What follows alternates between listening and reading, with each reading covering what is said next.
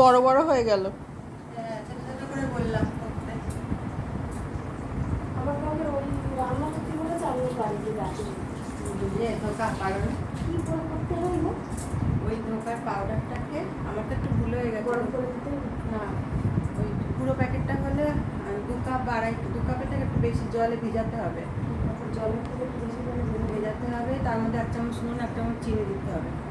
আমি আজকে ওটা দিতে ভুলে গেছি। দিয়ে 20 মিনিট ভিজিয়ে রাখতে হবে।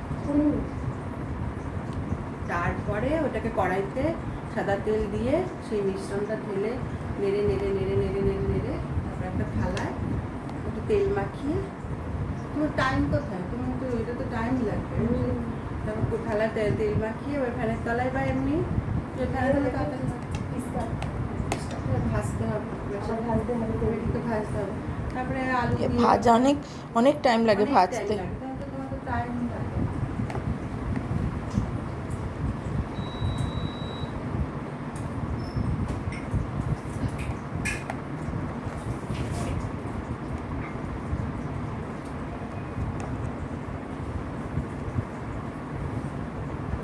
তোমার তো ফোন আছে, ইউটিউবে রান্না দেখো।